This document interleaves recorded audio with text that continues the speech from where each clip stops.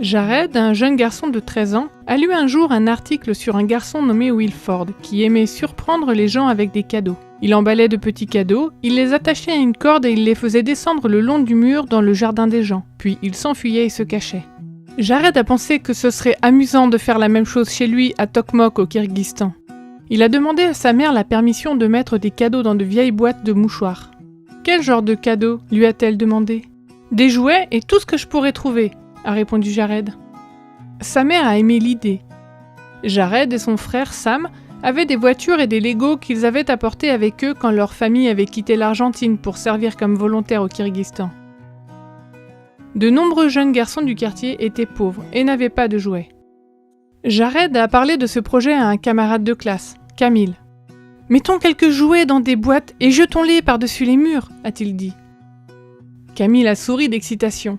Il pensait que c'était une bonne idée et il voulait aider, même s'il n'avait pas de jouets à donner. Les garçons ont pris 2 boîtes de mouchoirs en papier et les ont remplies de Lego, de voitures miniatures, d'écharpes et de savon. Ils ont enfourné leur vélo et sont allés dans le quartier de Camille, où ils ont choisi 2 maisons au hasard. Jared a jeté la première boîte par-dessus une clôture et Camille a jeté la sienne par-dessus l'autre clôture. Les garçons sont remontés sur leur vélo et sont repartis rapidement.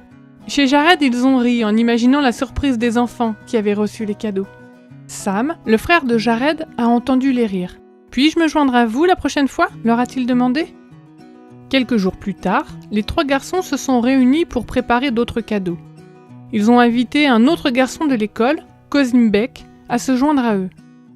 Les garçons ont rempli 2 boîtes à chaussures, 2 boîtes de mouchoirs vides et 2 sacs en plastique avec des jouets, des écharpes et des savons.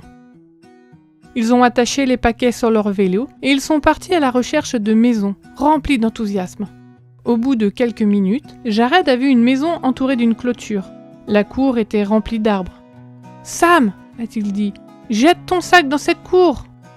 Sam a jeté le sac par-dessus la clôture et il a atterri dans les branches inférieures d'un arbre. « Vite, fais quelque chose !» a crié Sam. Camille était le plus grand, alors il a sauté par-dessus la clôture. En s'agrippant aux branches, il a attrapé le sac et l'a fait tomber sur l'herbe. « Allons-y avant qu'on nous voie !» a-t-il crié. Les garçons ont repris leur vélo et se sont enfuis. Après avoir jeté 4 autres cadeaux par-dessus les clôtures, les garçons n'avaient plus qu'une boîte. Jared a repéré une maison avec un grand portail en métal. « Vite, pousse le cadeau sous la grille !» a-t-il dit à Kozimbek. Dès que Kozimbek a poussé la boîte sous la grille, quelqu'un a crié « Pourquoi mettez-vous des ordures dans mon jardin ?» Alors que les garçons s'éloignaient rapidement, ils ont entendu la voix s'exclamer soudain derrière la porte. « Ce ne sont pas des ordures, c'est un cadeau !»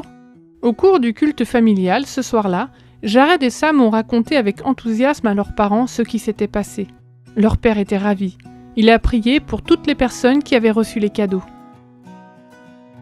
Jared et Sam continuent de jeter des boîtes de cadeaux dans le jardin des habitants du quartier. Personne ne sait que ce sont eux qui font cela, et c'est leur souhait.